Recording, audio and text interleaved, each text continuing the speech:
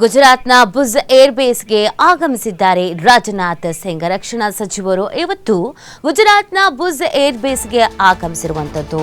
ನಿನ್ನೆ ಶ್ರೀನಗರಕ್ಕೆ ಭೇಟಿ ಕೊಟ್ಟಿದ್ರು. ಅಲ್ಲಿ ಯೋಧರು ಜೊತೆಗೆ ಮಾತನಾಡಿದ್ರು, ಮುಖ್ಯ ಅಧಿಕಾರಿಗಳ ಜೊತೆಗೆ ಮಾತನಾಡಿದ್ರು, ಮೀಟಿಂಗನ್ನು ಹಮ್ಮಿಕೊಳ್ಳಲಾಗಿತ್ತು. ಅದೇ ರೀತಿಯಾಗಿ ಇವತ್ತು ಗುಜರಾತ್ನ ಭುಜ್ ಏರ್ಬೇಸ್ಗೆ ಇದೀಗ ರಾಜನಾಥ್ ಸಿಂಗ್ ಅವರ ಆಗಮನ ಆಗಿದೆ. ಯಾಕಂದರೆ ಯುದ್ಧದ ಪರಿಸ್ಥಿತಿ ನಿರ್ಮಾಣ ಆದಂಥ ಸಂದರ್ಭದಲ್ಲಿ ಈ ಪ್ರದೇಶಗಳನ್ನು ಕೂಡ ಟಾರ್ಗೆಟ್ ಮಾಡಲಾಗಿತ್ತು. ಅಂಥ ಸಂದರ್ಭದಲ್ಲಿ ಅಲ್ಲಿ ಹೋರಾಟವನ್ನು ಮಾಡಲಾಗಿತ್ತು. ನಮ್ಮ ಸೇನೆ ಕಡೆಯಿಂದ ಸಕ್ಸಸ್ಫುಲಿ ಎಲ್ಲರೂ ಕೂಡ ಸೇಫ್ ಆಗಿದ್ದರು. ಹಾಗಾಗಿ ಆ ಕಾರ್ಯಾಚರಣೆ ಹೇಗಾಯಿತು, ಅವತ್ತಿನ ಪರಿಸ್ಥಿತಿ ಹೇಗಿತ್ತು, ಯಾವ ರೀತಿಯಾಗಿ ಎದುರಿಸಿದ್ವಿ, ಇದೆಲ್ಲದ್ರ ಬಗ್ಗೆ ಕೂಡ ಇವತ್ತು ಮಾತನಾಡಿಸಲಿದ್ದಾರೆ.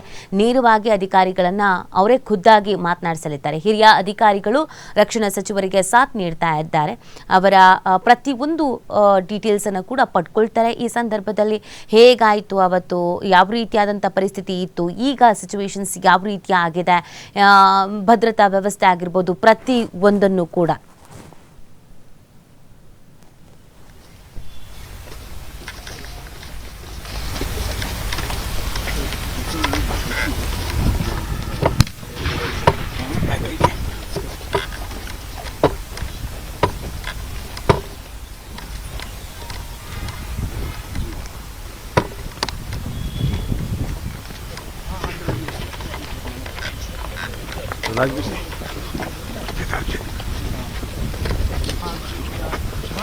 चलते रहे।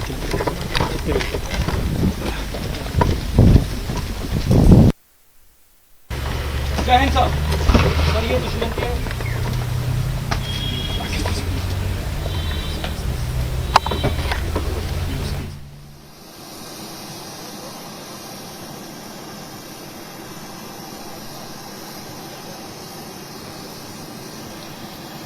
ನೋಡಿ, ರಕ್ಷಣಾ ಸಚಿವರು ಆಗಮಿಸಿರುವಂಥದ್ದು ಗುಜರಾತ್ನ ಭುಜ್ ಏರ್ ಆಗಮಿಸಿದ್ದಾರೆ.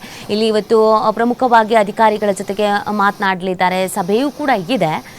ಅವತ್ತಿನ ಸಿಚುವೇಶನ್ಸ್ ಯಾವ ರೀತಿ ಆಗಿತ್ತು ಅನ್ನೋದ್ರ ಜೊತೆಗೆ ಮಾತನಾಡಲಿದ್ದಾರೆ. ಮತ್ತು ಈ ಸಂದರ್ಭದಲ್ಲಿ ಶ್ಲಾಘನೆಯನ್ನು ವ್ಯಕ್ತಪಡಿಸಬೇಕಾಗತ್ತೆ ಸೈನಿಕರಿಗೆ. ನಿಮ್ಮ ಕೆಲಸ ಕಾರ್ಯಗಳು ಬಹಳ ಅದ್ಭುತವಾಗಿತ್ತು.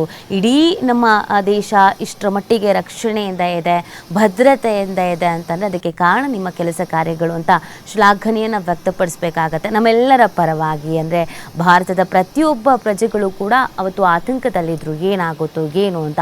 ಆ ಸಿಚುವೇಶನ್ಸನ್ನು ನಮಗೆ ಯಾವುದೇ ರೀತಿಯಾದಂಥ ತೊಂದರೆ ಆಗದಂತೆ ಹ್ಯಾಂಡಲ್ ಮಾಡಿದವರು ನಮ್ಮ ಸೈನಿಕರು. ಹಾಗಾಗಿ ಅವರಿಗೆ ಶ್ಲಾಘನೆ ವ್ಯಕ್ತಪಡಿಸಬೇಕು ಅನ್ನುವಂಥ ನಿಟ್ಟಿನಲ್ಲಿಗೆ ಇವತ್ತು ತೆರಳಿರುವಂಥದ್ದು. ಸೈನಿಕರ ಸಾಧನೆಯನ್ನು ಇದೇ ಸಂದರ್ಭದಲ್ಲಿ ಶ್ಲಾಘಿಸಿದ್ದಾರೆ ರಕ್ಷಣಾ ಸಚಿವರು.